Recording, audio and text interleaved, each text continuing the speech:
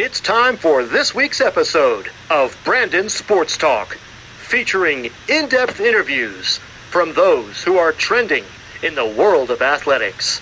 And now, here's the host of Brandon Sports Talk, Brandon Pate.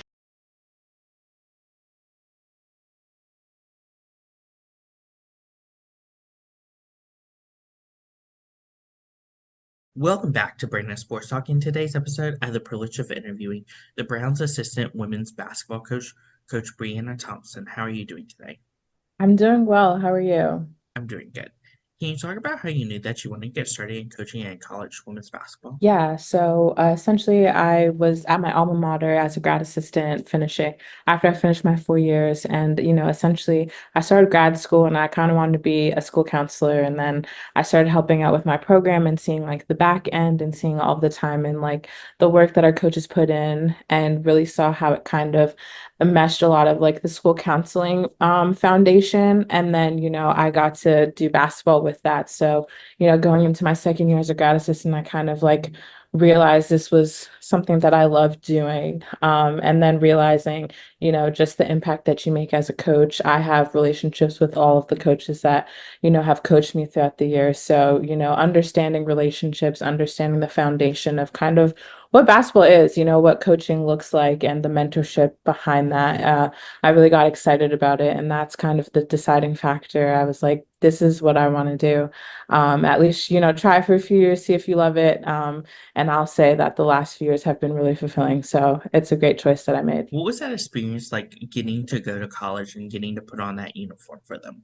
It's a sense of pride, all of the time and hard work that you put into mastering your craft. And obviously, you show up to college as a freshman and you have no idea, like, what's going on. Your head's on a swivel, but it was amazing. And it was essentially just like pride is really what I think of when I think of, putting on that jersey and seeing all that we were able to accomplish in the time that I was there as well. As a collegiate athlete, what were some of your biggest accomplishments? Yeah, we were A10 champions. We made school history. As a senior, I'm second in program history and team wins with 89. And then we got to play in the NCAA tournament for the first time. So that was really exciting. Being ranked in the top 25 my junior year, the 2015, 2016 year, then getting to play Seton Hall in the first round and then unfortunately losing to UConn in the second round.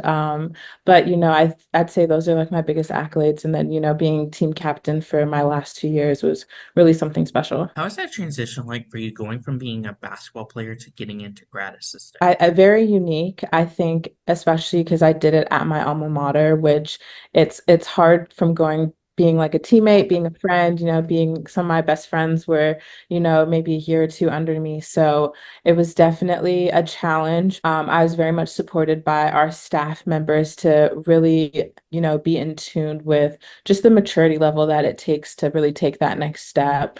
It was different and difficult in terms of like as a player, you kind of just show up and everything's prepared for you. On the back end, I was the one doing all the prep, like the preparation. So it was a little bit difficult, seeing as I had to kind of, create a new friend group, create a new like culture for myself and a new routine. But it was really nice to still be around a lot of familiar faces with administration, our athletic trainer, and our strength and conditioning coach. So like it wasn't too difficult, but it definitely was a hard transition, especially though as soon as I graduated, it's kind of like I'm starting to do all of the preparation for grad assistantships. So I kind of had to like flip the switch really quickly, but I really had the support of my coaches and the assistant coaches to really just yeah, excel in my position. So it wasn't that hard, but very difficult at the same time. How was that experience like going to Mary Mac and becoming an assistant coach, but first going in as a Division 2 coach and then transitioning into Division 1? Absolutely. So, essentially, I was part of just the Division 1 culture and framework. When I got to Merrimack, we were essentially starting just preparation to play in the NEC. So I didn't necessarily experience the, Division 2 lifestyle in terms of, the summer or the previous season. But I would say it was difficult and different going from, the A10 and really trying to understand, that level of play than going to the NEC. But I think being in the A10 and understanding kind of what we did prepared me to help implement some foundational pieces for us to be successful within, the Division 1 era, as we'd like to call it. But I don't think the D2 lifestyle really affected me much because I wasn't there for, a long time before the Division 1 landscape was put in. What was that experience like going to Boston College and becoming a grad assistant for them? Another difficult shift. That was during COVID, and I would say, it was difficult for me to take off the assistant coaching hat and then to put on like the grad assistant hat again. Essentially, I had to learn quickly that, not to say that like my opinion or my voice didn't matter, but I wasn't the coach on the court. So when I wanted to pull kids aside and talk to them, like, very frequently, I had to learn that, time and place kind of thing. But once again, like I worked with coaches and our head coach, Coach Mack, like she's amazing, who were very helpful and understanding of kind of like where I wanted to go and know that kind of like the GA position for me was a stepping stone through COVID to really get back to coaching again. So, working with all of the other GA at the time, our video coordinators and our assistant coaches, it wasn't too difficult, but it was definitely a shift in gears in terms of just how much autonomy that I had and how much, I wanted to actually be coaching on the court. I had to like dial it back a little bit, but it was fun to see the different level of play and athleticism, of players in the ACC and what, time and effort goes into them being, a Power 5 conference. As a coach, getting to coach in that ACC, what was that experience like for you? Getting to go against teams like UNC, Carolina, and NC State each week. Yeah, like I said, the difference of, athleticism, size, going from the NEC to the ACC was definitely, a large jump. It was unique because of COVID, so you'd think that the atmosphere would be, large and engaging. Unfortunately, during those times it was a limited crowd, so, you kind of had to like imagine what some of these stadiums would look like, super filled and like packed and stuff like that. And we had a few games canceled, which is a little disappointing, but it was cool to see, the travel experiences, the gear that the kids got, and then just like the time demand and the difference of, what that looked like compared to some of the other programs that I've, been a part of, and just the idea that, they're some of them are bigger, quicker, faster, stronger, and then really trying to develop, workout plans and skill development opportunities that really help them continue to progress with, the high level that they were already at. For you, what was that transition like going from coaching on the Division 1 and 2 level to jumping to the Ivy League and coming to Brown? Yeah, the Ivy League model is different but the same in a lot of ways. And I would say the biggest thing is like the division going from I was at Colby College, which is Division 3, and then coming here to the Ivy League, which is Division 1. It's just like the level of play. So, I mentioned the NEC to the ACC, similar idea of like, the NESCAC to the Ivy League. You're recruiting academic kids who are smart, who have all of the skill sets in the classroom, but you're also now, recruiting at a higher level in terms of athleticism and what their capabilities are to compete in the Ivy League. So that shift for me, it was a little difficult, but not too bad.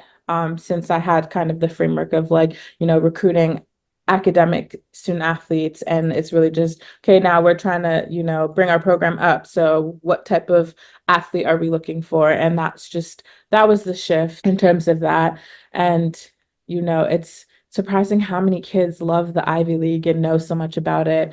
When you start to talk to them about it, a lot of them know what they want for their futures and want for their careers. So it's pretty awesome to like, communicate with some students who already know, some kids who already know, and then, talking to some athletes that you have to kind of explain the Ivy League and what that means and how it's competitive and, how we're playing against seven other teams and how, day in and day out, like the wins matter, So it's really been really special to be here. What was that experience like the first time you got to step onto the court at Brown? It was fun. It was fun. It was energetic. It felt like home. If you know me, I have 3 degrees, so academics is really important to me, and I feel very aligned here at Brown in terms of just who I am and what I get to do day in and day out. So it was just like a feeling of calm, fun, like, we get to do this with the people that, we've been working hard with the last few months. So that first game was really like, everything kind of came full circle in that moment. What does a typical game day look like for you as an assistant coach?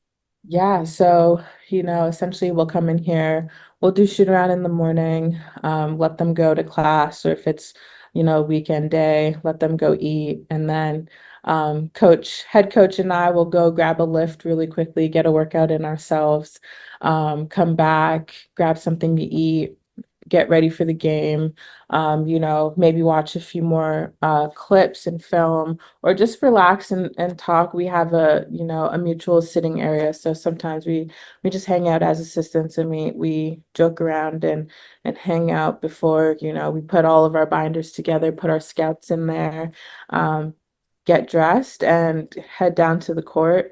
And then, we're warming up. Well, some people will like to do, individual shooting and stuff like that. So they'll call on whichever coach, they'll pull for the day, and then we get into warm-ups, and then that ball's getting jumped at 7 o'clock or 2 p.m. and we're ready to go. So it's a pretty simple routine day. I'd say it's probably a little bit more relaxed in terms of just the intensity prior to the game, wanting them to be really focused and ready to go. But at all times, we expect them to be dialed in and focused on the task. Can you talk about the culture that you've helped to build for Brown's basketball program? Yeah, I think we've really cultivated a culture of trust and appreciation for one another and individuality. We often do leadership council meetings, which is really just, the whole team getting together plus the staff and talking about our expectations of one another and ourselves and how we can continue to communicate and be good teammates to one another and what does that look like in being specific.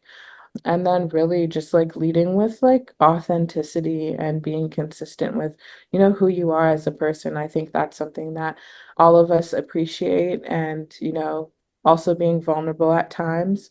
But I think the biggest thing for us is just like come as you are. And that's all of us as a staff. We're funny, we joke around, we can be very serious at the same time, but our players know that, you're gonna get a lot of laughter when it comes to the five of us up here. And I think that's something that I've missed in other places. So in being able to have that here has been, a breath of fresh air. And I think our players really resonate with the idea that, we get along and everything is lighthearted, when we get on the court is it's really when it's a serious time for us. As a Brown assistant coach, what is it like getting to go against teams like Yale, Harvard, and Princeton? Yeah, it's fun. It's electric. It's a competitive league, with only there being 8 teams. So every night is very much, a competitive night. You're trying to win. You're trying to be top four so you can go play in Ivy Madness.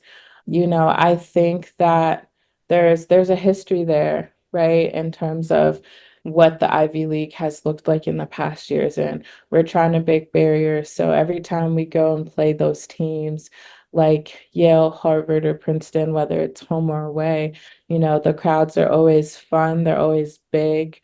There's always a big expectation that we have on ourselves. But I think the biggest thing is just like put on their shoes just like we do. We tie them up just like they do. So I think it's just fun and it's a great opportunity for all of our players and the history behind, all of our different gymnasiums and locations have been really something amazing to see and to see firsthand. But I'd say it's just about the competition and, no matter who we're playing, it's always about trying to get out there and beat them and trying to continue your streak we only play 15 games, is it? So it's really you go head to head. What is that home game atmosphere like when teams like Harvard comes to home versus going to Princeton and playing them? So coming here, being at home, I think, we love it. Our student section is ridiculously crazy. All of the athletes in our division, they come out and support. So it gets a little hectic and a little rowdy, and I think that's for every location. But then, going to play Princeton, like we still have our traveling support system and our fans will go and come to Princeton as well. Obviously, it's a little different because like Harvard's right there, so they'll bring their crowd as well, and it's a packed house. But for most of our games, I'd want to say that it's a pretty packed house. And then going to Princeton, they have their tenured fans as well, so it gets loud. And then oftentimes they're top 25 teams, so they definitely have a large support behind them. But I'd like to say, our fan base is picking up. I hope that, going into this season, it just continues to increase as well. What does that recruitment process look like for those prospective student athletes? And as a coach, what do you look at in those prospective student athletes? Yeah, absolutely. The recruiting process, I'd say it's, the same but different in terms of, it's really about relationships. It's really about getting to know each of the student athletes, but also understanding like what their goals are, how they are in the classroom, right? Being an academic based school in the Ivy League, academics matter. So needing to know what their GPAs are, their SAT or ACT scores are, but essentially really getting to know them and understand like what's important to them, when it comes to their careers, their futures, what they want in a program, making sure like their ideals kind of aligned with what we can provide here at Brown. And then just making sure we're recruiting good people, good families, people who care, people who want to work. That's really important. Yeah, I'd say like that's probably the biggest thing. And then, really looking at like our program is like we love diversity, but when we go out on the road, we look at the the different positions that we have, what we might be losing going into our senior or junior years, where we need the impact to be most successful. And then seeing, do we need shooters? Do we need rebounders? Do we need kids that can drive it? Or do we need like all three of those things in one position, and making sure that like when we sit in here in our recruiting meetings and we're identifying attributes and skill sets of certain athletes, that when we go out on the road, we're making sure that, the kids that we're looking at fall into those categories or have those attributes, so that, we're picking up the phone right after the live period's over and we're calling them, and, we're seeing if they're interested in Brown and talking to them and figuring out, do we align with each other? So I think that's kind of how we go about doing that. And then sometimes you just like, that kid's a stud and we need her. As a coach, what is it like seeing those freshmen put on that brown uniform for the first time? Oh, it's amazing. I think they get so excited about it, and I think this is something that it becomes real once they put that jersey on. Sometimes you got to calm nerves because that's very much real as well. But this is something that every student athlete works so hard for, is to get that opportunity to play at that next level. And when you see like the gleam in their eye, that is also combined with a little bit of like anxiety and nervousness because, it's their first game. They don't want to mess up, but at the same time, like they're excited and they're pumped. And then their teammates rally around them and like just show them what they got to do to kind of like prepare, right? And everyone has their game day ritual, but essentially it's awesome to see. And then you kind of like have nostalgia for yourself, like, oh my gosh, every year you have your first game of the year as well, but the freshman putting it on, it's just like a whole different like experience. And it's amazing to see just like their journeys coming to a head for them. So it's pretty cool. As a coach, what is it like seeing them put on that legendary brown uniform and representing the logo of Brown? Yeah, I mean, as a coach, I'm still learning a lot about like our history and what it means to really be affiliated to Brown, but there's a lot of prestige behind it. And, I think we just encourage everyone to like be proud and to have pride in who they are, right? And what we represent and talking about just like our core values and understanding that as a program, we always want to be tough and, we always want to show up for ourselves and each other. So I just, Brown in and of itself is just like such a rich history and such a rich, athletic division. And we're hoping to get back to the championship banners and hanging those and being able to celebrate that. And I think we're on a good trajectory for that. But really, it's just like it's just, being proud and having pride. And I'd say that for, if I was somewhere else as well, it's just about like the time that you put in and what you're going to get out of that, just being excited about that opportunity. As a coach, what is it like seeing those players go from being freshmen to seniors and leaving their legacy in Brown? Yeah, the growth, I think that's the biggest thing that you get to see.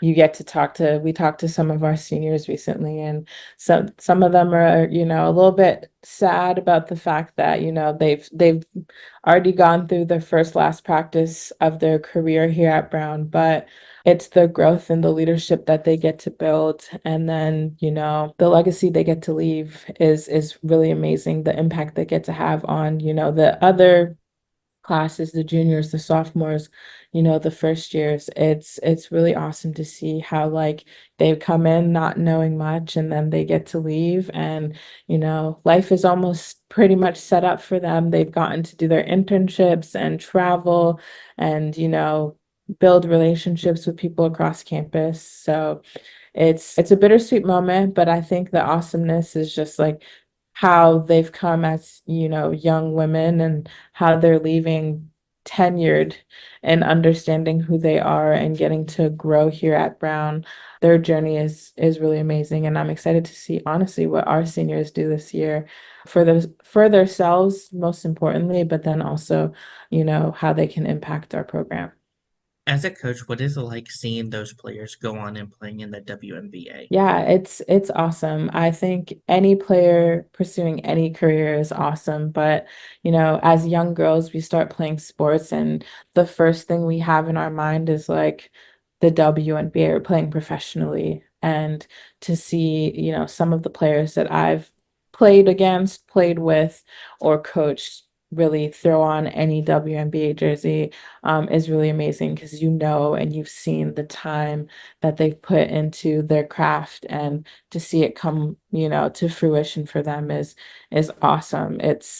I don't know. It makes me sad but happy at the same time to really see just the hard work. I think, the blood, sweat, and tears. And, it's very cliche to say that, but I think that's the biggest thing is just like, their dreams are coming true and it's amazing to have been part of it. But then even just to watch it from the outside looking in is just it's great. It's awesome. What are some of your future plans for the program of Brown? Yeah, my biggest thing is to be a servant leader and continue to do that, to do what needs to be done for the players, my coaching staff, and really just try our best to complete a program that can compete for, the Ivy League championship, to continue to bring in student athletes who want to impact our program, can impact our program, and, continue to help us build the Brown women's basketball program to be elite again. And,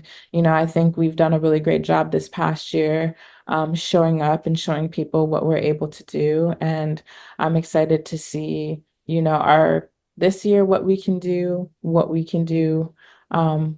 our incoming 2025s and really just, I think, continue to shake the foundation of the Ivy League and continue to compete. But I think the biggest thing for myself is just making sure that I'm accessible to, all of our players, recruits, our coaches, our admin, and then making sure that, as I recruit our new student athletes. It aligns with our goals as a program to be, one of the front porch programs in the Ivy League. What advice would you have those incoming freshmen entering their first year of college basketball? Yeah, take it one step at a time. Learn time management, make sure that you're giving your all, make sure that you're, meeting with your coaches, your strength and conditioning coaches, and you're also having fun along the way.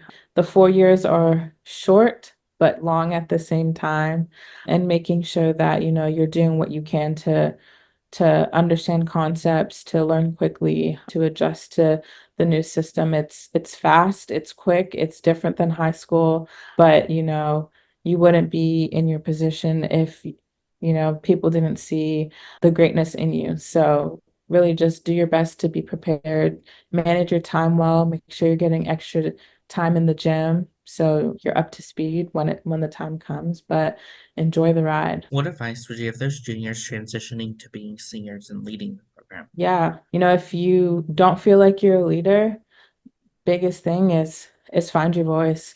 Find ways to be vocal within your team. Do the work.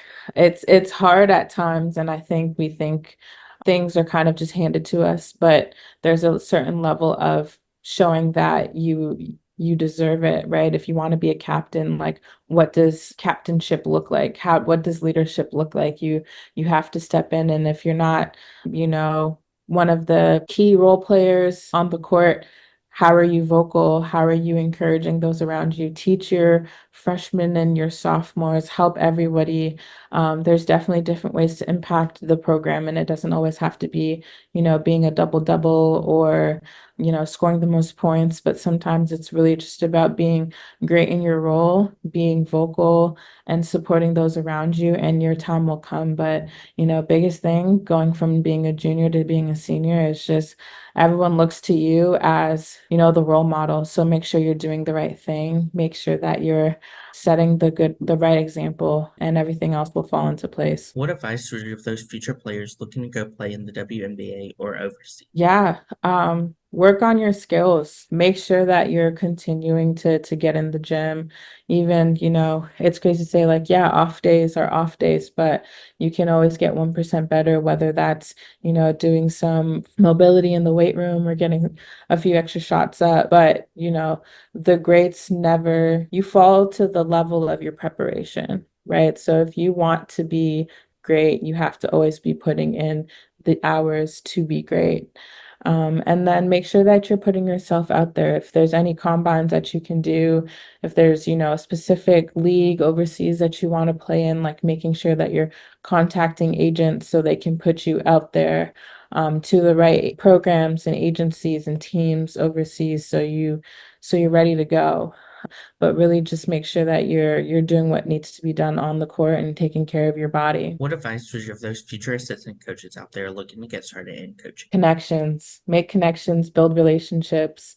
If you have the opportunity to go to any Final Four convention, like that's probably the best time to make your connections and, cold call people, send emails, send, snail mail, but connections is really, really what it's about. I was somebody who was very introverted and still am. We're breaking through that shell a little bit, but I think the biggest thing is, what got me here is the connections that I had to certain individuals and people. If you're in a program, like ask your assistant coaches, ask your head coach to connect you with people who, might be having openings or, might be wanting young assistant coaches. And then make sure that you're working on your craft as well. Like make sure you're able to step in there and be able to, do a skills workout or, what's your tangible skill, right? Is it graphics? Are you elite at that? Is it,